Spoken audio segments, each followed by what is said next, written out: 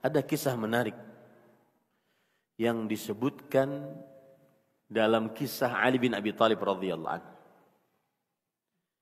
Beliau naik onta, singgah di sebuah masjid.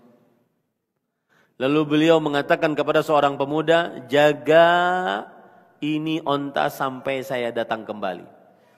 Kemudian beliau sholat dalam masjid. Pemuda ini, lihat ini penyakit nih. Pemuda ini tidak sabar. Dan itu sudah disebutkan oleh Rasulullah SAW. Salah satu penyakit di dalam urusan rezeki adalah tidak sabar. Menganggap bahwa rezekinya lambat. Itu penyakit dalam urusan rezeki. Menganggap bahwa rezekinya lambat. Dia tidak sabar. Wa huwa yasbiqul halal bil haram. Dia lebih mendahulukan yang haram daripada yang halal. Caranya bagaimana? Ali bin Abi Thalib radhiyallahu anhu salat, dia ambil pelana ontanya, pelana onta mahal. Kemudian dia bawa ke pasar, artinya orang ini mencuri. Dia bawa ke pasar untuk dijual. Setelah selesai salat, Ali bin Abi Thalib radhiyallahu anhu kembali ke ontanya. Dia melihat pelananya tidak ada, pemudanya tidak ada. Beliau kemudian menganggap bahwasanya pelana ontanya dicuri. Dia panggil pemuda yang lain. Wahai fulan, ini 1 dinar. Belikan pelana onta di pasar. Tahu siapa yang ditemui oleh pemuda yang kedua? Yang mencuri tadi. Pemuda yang pertama yang mencuri tadi. Dia temui. Dia beli 1 dinar. Kemudian pemuda yang kedua membawa pelana onta. Maka kemudian Ali bin Abi Thalib ketika melihat, ini pelana saya, pelana onta saya. Kemudian beliau mengatakan, subhanallah, maha suci Allah. Innahu yasbiqul halala bil haram. Orang ini mendahulukan yang haram daripada yang halal. Aku tadi setelah selesai sholat, sudah niat di dalam hatiku. Ingin memberikan kepadanya 1 dinar. Bertambah enggak? Tapi caranya yang satu yang haram, yang satu yang halal. Tidak akan pernah bertambah. Antum workaholic, sekuat apapun tidak akan pernah bertambah rezeki.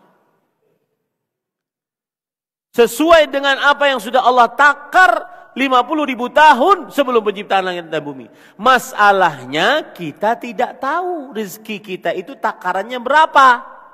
Oleh sebab itulah tidak boleh orang tidur.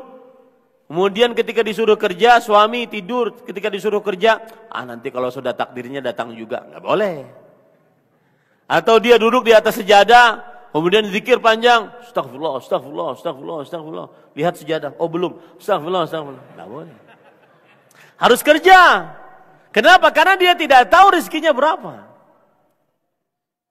Tetapi yang kita yakini, rezeki kita sudah tertulis.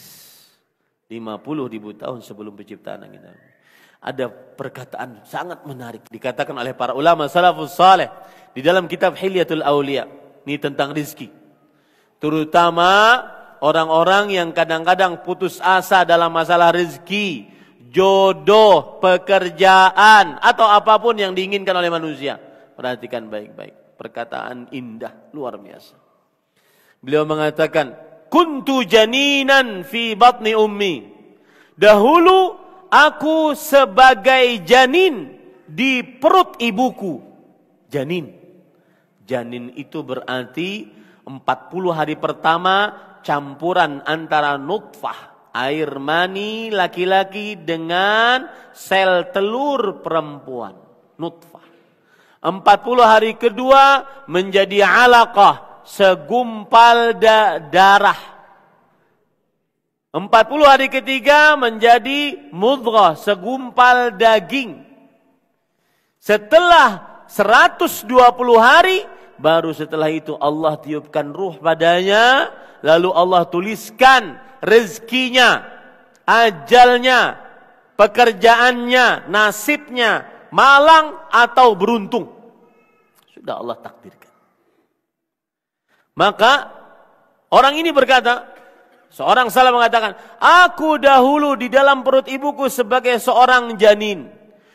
Wa kana yu'ta birizqi.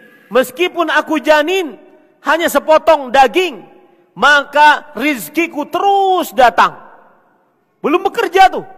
Karena gak punya tangan, gak punya mulut, gak punya mata, gak punya telinga, gak punya kaki. Baru janin, sepotong daging. Rizkiku datang terus oleh Allah Subhanahu wa ta'ala. Lewat asupan makanan ibunya. Wa kana yu'ta birizqi hatta yudha'a fi fami. Dan ketika aku dilahirkan, kemudian aku menjadi bayi, lalu rizki itu tanpa aku suruh, tanpa aku berusaha, rizki itu diletakkan di mulutku melalui susu ibuku.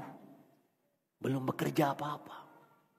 Masih janin, masih bayi, rizkinya sudah dikasih oleh Allah Subhanahu wa taala. Maka saya bilang rizki itu sudah tertulis. Kemudian yang menarik setelah itu, fa idza kaburtu.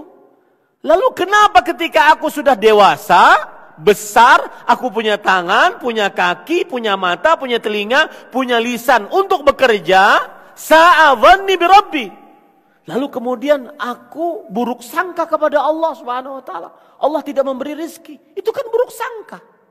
Janin saja dikasih oleh Allah Subhanahu wa taala. Masa ketika kita sudah memiliki kesempurnaan tubuh tidak dikasih oleh Allah Subhanahu wa taala. Kemudian beliau mengatakan, lihat nih, fa ayyu 'abdin asyarr minni.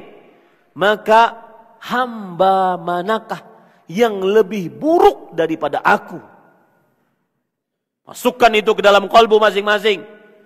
Yang sering sekali putus asa di dalam urusan rezeki, menuduh Allah tidak adil, menuduh Allah kurang perhatian kepada saya.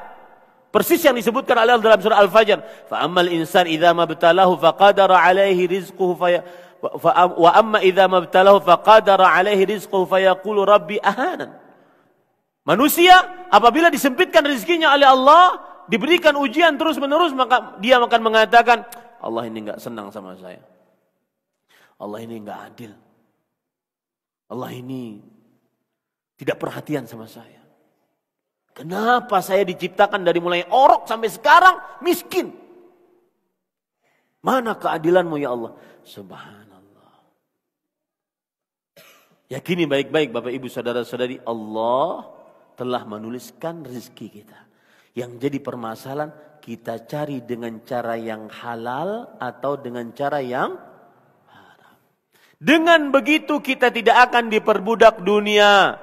Saat sholat datang berjamaah. Bukan datang berjamaah juga, tapi pas paling terakhir masbuknya. Masbuk paling terakhir itu kapan? Tahiyat terakhir. Itu masbuk paling terakhir. Dan itu saya bisa pastikan, itu pasti karena urusan mencari syahwat dunia, harta, tahta, wanita. Karena Allah menyebutkan, fa khalafa min ba'dihim khalfun adha'us salah wattaba'us syahawat wa sawfa yalqawna ghayya.